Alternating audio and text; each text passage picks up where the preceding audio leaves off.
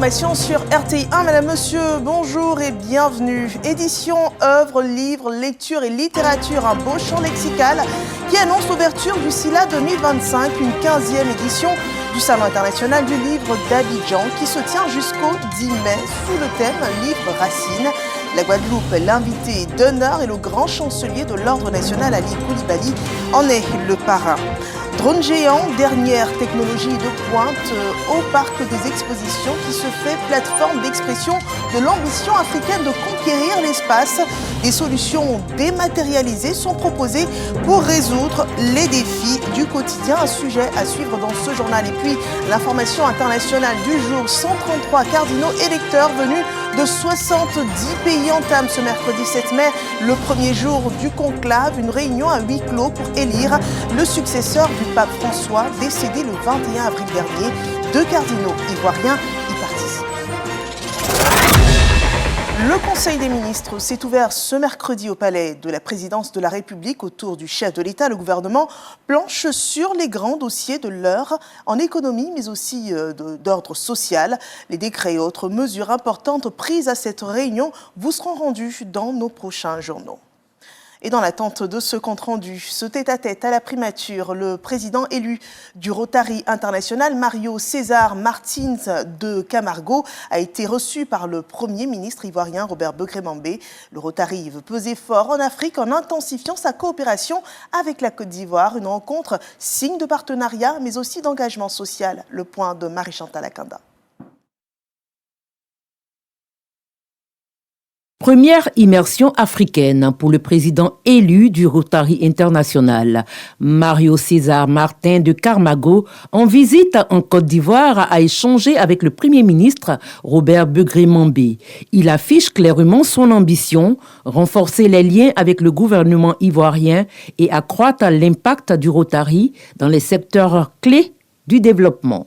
Et ma présence ici en Côte d'Ivoire est pour renforcer cette visite, pour renforcer cette histoire, l'histoire de succès, l'histoire du positif, l'histoire de croissance dans le Rotary en Afrique et particulièrement ici en Côte d'Ivoire. J'ai visité 3 projets dans les derniers 2 jours et ces projets peuvent être récipients des donations de la Fondation de Rotary. Un partenariat que le Rotary entend inscrire dans la durée au service des populations ivoiriennes. L'avenir dans l'espace, le pouvoir de l'environnement dématérialisé se pose comme une solution aux défis de la vie. Avec la première édition du marché africain des solutions spatiales, l'événement se tient depuis hier au parc des expositions d'Abidjan. Les innovations venues des 4 coins du continent montrent comment la science spatiale peut transformer la vie sur Terre, quel qu'en soit le domaine, le foncier, l'urbanisme, l'agriculture ou encore la sécurité. On en parle avec Juliette Ouéa. Voici des pépites dans le domaine de la télédétection, science géospatiale consistant à obtenir des informations sur des objets ou surfaces à distance. Ces étudiants de l'université Félix Houphouët-Boigny animent un stand au marché africain des solutions spatiales. On sensibilise les jeunes comme nous à venir s'inscrire au CURAD pour venir faire la géomatique, vu que c'est une filière d'avenir. À travers le marché africain des solutions spatiales, le continent veut s'implanter comme un acteur clé du secteur spatial. L'espace représentera 22 milliards de bénéfices nets en 2026, selon Space in Africa, pour seulement 20 000 emplois créés sur une potentialité de 2 500 000. Seulement 0,02% de ces 22 milliards reviennent à l'Afrique. Tout cela est détenu par les multinationales et les compagnies étrangères. C'est cette lourde tâche que votre serviteur, à la tête de l'Agence spatiale africaine, se doit d'inverser. La Côte d'Ivoire encourage la conquête spatiale. Le pays veut lancer son premier nanosatellite et envisage la création d'une agence chargée de coordonner cette activité. Le marché des solutions spatiales s'inscrit pleinement dans la vision du président de la République, son Excellence M. Alassane Ouattara, qui fait de l'innovation technologique un levier essentiel pour une Côte d'Ivoire résolument tournée vers le progrès. En effet, le secteur spatial est aujourd'hui un pilier fondamental du développement du XXIe siècle. Du 6 au 8 mai 2025, plus de 300 exposants participent au marché africain des solutions spatiales. Au menu, des ateliers, panels et autres rencontres B2B. Et les pieds bien sur terre, Abidjan tourne la page du quotidien pour plonger dans l'univers des livres. Un grand rendez-vous du livre au parc des expositions d'Abidjan sous le thème Livre Racine. Le salon international du livre d'Abidjan, 27 pays y participent. La Guadeloupe, invitée d'honneur, et des membres du gouvernement étaient présents à la cérémonie d'ouverture. Une véritable communion autour du livre entre érudits du monde des arts et de la culture.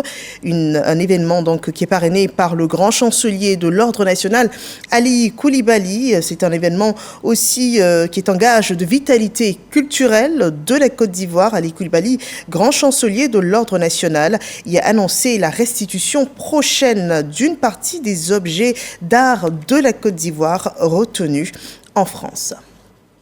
L'État de Côte d'Ivoire se porte garant de la CMU pour 4 mois, une nouvelle qui depuis le 1er mai soulage les portefeuilles, une gratuité qui touchera 13 millions d'Ivoiriens. La mesure s'applique aux assurés du secteur informel. Sur la même période, il n'y aura pas de ticket modérateur à payer dans les centres de santé ruraux.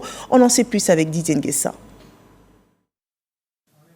Gratuité des soins dans tous les centres de santé ruraux pour les assurés CMU jusqu'au 31 août 2025. Sur la même période, toutes les personnes du secteur informel sans condition de cotisation bénéficieront automatiquement des droits à la CMU. Ces bénéficiaires sont estimés à 13 millions de personnes, selon le ministre de la Santé, Pierre Demba. Ces deux mesures importantes rentrent dans le cadre du renforcement de l'accès aux soins de santé des populations, surtout en milieu rural, pour faire face au défi de la mise en œuvre de la couverture maladie universelle dans les établissements de premier contact et surtout favoriser que la population dans son ensemble s'oriente vers les soins de santé primaires qui couvrent 84% des besoins de santé dans notre pays. Une mesure sociale qui renforce le caractère solidaire de la CMU afin qu'elle profite au plus grand nombre. Cette mesure va contribuer également à modifier le comportement de nos populations, c'est-à-dire que l'habitude que les gens ont pris de se tourner tout de suite vers les CHU, les CHR ou les hôpitaux généraux, là où on peut vraiment les prendre en charge dans les établissements de premier contact, par cette mesure-là, va se modifier et une bonne partie de la population va s'orienter vers les centres de santé de premier contact, surtout en milieu rural. Du 1er mai au 31 août 2025, la prise en charge des assurés du secteur informel à raison de 1 000 francs CFA par bénéficiaire va coûter 13 milliards de francs CFA par mois aux contribuables, soit 52 milliards de francs CFA sur les 4 mois. Revenons à présent sur 5 journées de réflexion sur l'économie régionale. Entre motions et recommandations, les parlementaires de l'UEMOA ont défini les lignes de l'avenir économique de l'Union monétaire. Bruyappo et Jean-Marc Djadji nous en disent plus.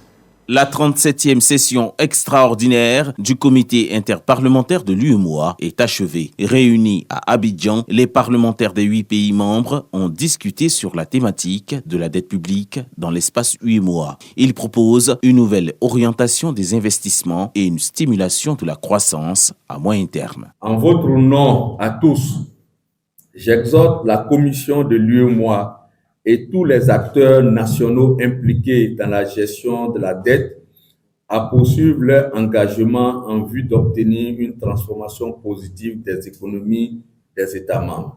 Dans un contexte où la résilience économique reste une priorité, les recommandations formulées lors de cette session serviront de base aux prochaines initiatives parlementaires. Les participants ont réaffirmé leur engagement à œuvrer pour une meilleure coordination des politiques économiques et une gestion optimisée des finances publiques.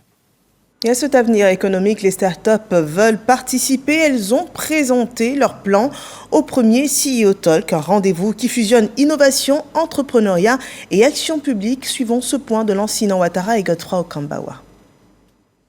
Rôle des startups dans le développement du tissu économique ivoirien, enjeux et perspectives. C'est le thème autour duquel s'est tenu le premier CIO Talk, consacré aux startups innovantes en vue de les aider à transformer leurs idées en entreprises prospères. Il est essentiel pour nous de permettre à nos startups de rencontrer les acteurs, les décideurs du secteur de l'entrepreneuriat et des startups en Côte d'Ivoire et en Afrique. Considéré comme un cadre d'échange privilégié pour connecter, apprendre et grandir, les participants bénéficient d'un mentorat personnalisé par des experts qui leur offrent des outils nécessaires pour mieux peaufiner leurs idées. C'était vraiment un honneur pour moi de participer au CEO Talk parce qu'on a pu comprendre que le gouvernement prévoit plusieurs programmes pour accompagner les startups et aussi avoir accès à des investisseurs. Cette rencontre a permis au ministère de la Transition numérique de présenter les axes stratégiques dans lesquels intervient l'État en vue d'améliorer l'environnement entrepreneurial numérique en Côte d'Ivoire. C'est important que tout le monde puisse comprendre les actions et les activités que le ministère met en place pour le développement de nos startups. Et c'était l'opportunité pour nous de pouvoir l'exprimer devant ces startups qui sont venues nombreuses, afin de pouvoir mieux comprendre comment s'intégrer à ces différentes initiatives. Ce CEO Talk donne l'occasion aux différentes startups de proposer leurs solutions innovantes en vue d'un accompagnement et assurer une croissance durable. Entre algorithmes et idées constructives, l'Afrique est dans l'ère de l'intelligence artificielle et met en réflexion les enjeux et défis pour un développement durable et inclusif du continent. Des réflexions qui sont menées par des enseignants, chercheurs, des professionnels et des décideurs politiques, mais aussi des entrepreneurs venus du Canada, de l'Afrique et de la France. Sam Conan. Auditorium de l'Université Polytechnique de San Pedro. Ici se tient le colloque international pluridisciplinaire sur l'intelligence artificielle en Afrique. Quelle sera notre place dans ce monde? Comment tirer le meilleur parti des inventions liées à l'intelligence artificielle qui se rapportent à la question de l'environnement, à la question de la sécurité des biens et des personnes et bien d'autres ensorts que notre colloque se doit de décortiquer. À travers ces colloques, le FONSTI entend réaffirmer sa mission. Nous voulons accompagner la production de connaissances rigoureuses, pertinentes et orientées vers les priorités nationales et internationales du développement. Pour le représentant du ministre de l'Enseignement supérieur et de la Recherche scientifique, l'Afrique doit s'approprier l'intelligence artificielle, mais à une condition. Pour que cette transition technologique soit bénéfique, elle doit s'accompagner de réflexions éthiques, juridiques, politiques et sociales. Elle doit respecter nos réalités, nos valeurs et nos priorités. Plus de 200 participants venus des États-Unis, de la Chine, de la France, du Canada et des pays africains prennent part à ce troisième colloque international pluridisciplinaire organisé par le FONSTI, Fonds pour la science, la technologie et l'innovation. Voilà, un développement durable, inclusif et durable avec des ressources humaines compétentes. Voilà une réponse aux défis de la gestion aussi des marchés publics. Un master professionnel vient étendre l'offre de formation pour le renforcement des capacités des acteurs du secteur public, notamment ceux qui sont en charge de la gestion des marchés et des partenariats publics-privés. Le point de Nadège Kassi et Marie-Chantal Akanda. Le master professionnel en commande publique, fruit d'une collaboration entre l'Institut national polytechnique Félix Houphouët-Boigny, INPHB, et l'autorité de régulation des marchés publics, ARCOP, a été lancé pour répondre aux besoins de professionnalisation dans ce secteur stratégique. Nous nous inscrivons dans le cadre d'une formation professionnelle qui vont durer pour la formation initiale 24 mois et 18 mois pour les formations exécutives, en fait, pour les personnes déjà en situation professionnelle. L'État de Côte d'Ivoire, en effet, en 2021, a adopté en Conseil des ministres une stratégie nationale visant à professionnaliser les acteurs qui animent le système de la commande publique. Destiné aussi bien aux professionnels en activité qu'aux jeunes diplômés, ce master repose sur une approche mixte, alliant enseignement académique et retour d'expérience du terrain. Une démarche saluée par les premiers inscrits. Nous mesurons les enjeux et la portée de ce nouveau programme qui feront de nous des experts, aussi bien en marché public qu'en partenariat public-privé, au service des administrations publiques, des entreprises privées et des projets financés par les partenaires techniques et financiers. La rentrée académique 2024-2025 marque ainsi le début d'une dynamique ambitieuse, former des experts capables de transformer durablement la gestion des marchés publics en Côte d'Ivoire. Et dans une vision d'inclusion, la Côte d'Ivoire est appelée à adhérer à la charte des données inclusives qui parle donc de l'amélioration de la prise en charge et la prise en compte des personnes handicapées dans les politiques publiques. Ismaël Evradeo et Davis Soyo. Organisation des personnes handicapées et acteurs étatiques en réflexion pour un plaidoyer d'adhésion de la Côte d'Ivoire à la charte de données inclusive. Par l'ONG Sage Savers, il s'agit d'un instrument basé sur des chiffres concrets pour une meilleure intégration des personnes à mobilité réduite dans les actions gouvernementales. Plusieurs pays sont engagés en Afrique de l'Est, en Afrique de l'Ouest par exemple c'est le Sénégal, en Afrique centrale le Cameroun et aujourd'hui nous sommes en Côte d'Ivoire parce que Sage Savers qui est un des membres fondateurs de cette charte pense que la Côte d'Ivoire devrait être un des pays champions leaders parce que déjà il y a des bonnes dispositions politiques. Une vision à laquelle s'aligne la direction de la promotion des personnes handicapées. C'est à nous de présenter la chose avec les intérêts qu'il y a. Quand il y a des intérêts, surtout quand c'est positif, la Côte d'Ivoire est toujours partante. Adoptée en 2018, la charte des données inclusives s'inscrit dans la dynamique des objectifs de développement durable. Portée à l'échelle mondiale, elle invite les États sur une base volontaire à produire des données pour un système statistique plus équitable et une société plus juste. Pour l'avenir du café, un atelier international de haut niveau s'est ouvert sur la conservation et l'utilisation durable des ressources énergétiques du café. Il est initié par le Centre national de recherche agronomique en partenariat avec le Global Crop Diversity Trust. Une rencontre stratégique qui réunit depuis 3 jours des experts venus des 4 coins du monde. Jean-Luc Bangbo nous en dit davantage. À l'heure où le dérèglement climatique menace les principales cultures tropicales, la conservation des ressources génétiques du café devient une priorité mondiale. À Abidjan, le CNRA et le Crop Trust sonnent la mobilisation autour de la biodiversité caféière lors d'un atelier qui rassemble les principaux pays producteurs. Objectif, renforcer la résilience des caféiculteurs tout en assurant la pérennité du patrimoine génétique du café. Les ressources génétiques sont la base pour la création de nouvelles variétés.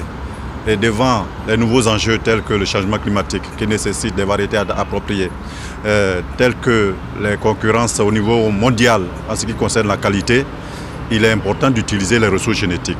Le café peut retrouver un nouvel élan grâce aux banques de gènes, à la recherche agronomique et à l'implication des communautés locales.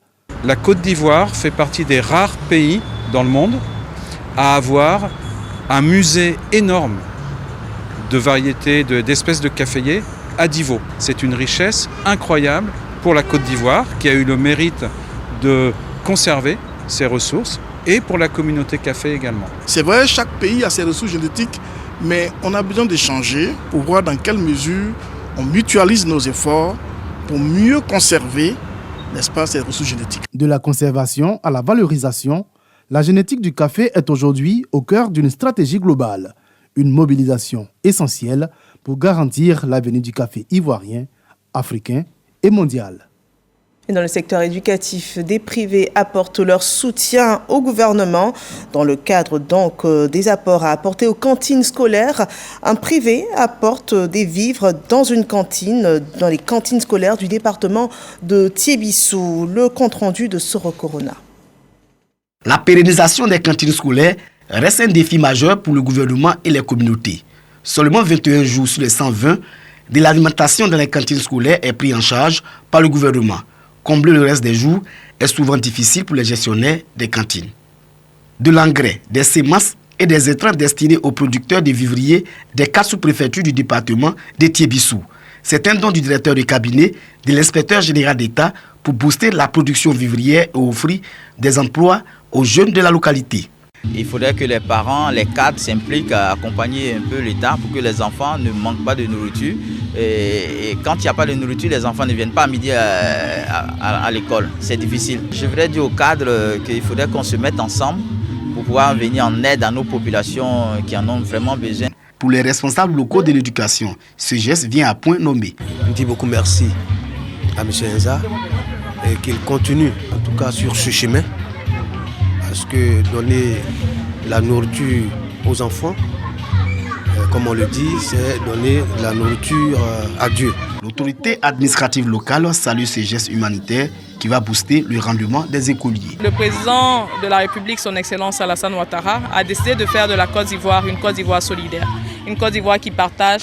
Et je pense que c'est ce message-là que M. Sylla Enza a compris en agissant de cette façon. La Côte d'Ivoire compte à ce jour 5 602 cantines scolaires, soit un taux de couverture de 36%. L'ambition du gouvernement est de couvrir à 100% les écoles primaires publiques d'ici 2030.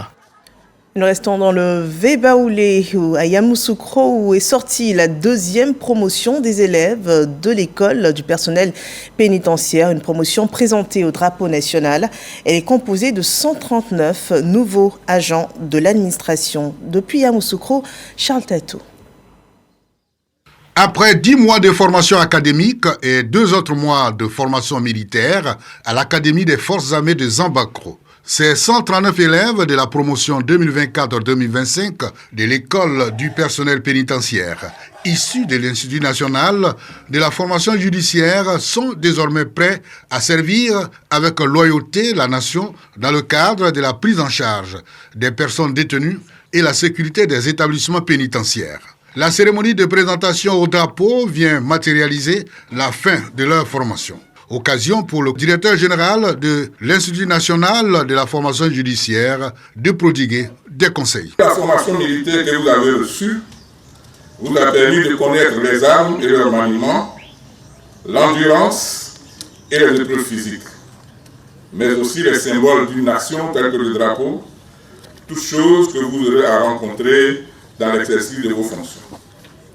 Les 139 nouveaux agents pénitentiaires constituent la deuxième promotion de l'école du personnel pénitentiaire de Yamoussoukro. Un défilé militaire a clôturé la cérémonie. Et dans l'actualité internationale, ce mercredi s'ouvre le conclave pour l'élection du prochain pape de la communauté catholique du monde. 133 cardinaux de 70 pays se réunissent et s'isolent donc pour cette élection, parmi lesquels il y a 2 cardinaux ivoiriens. On en sait plus dans ce développement de Grace Kando. Qui succédera au pape François ?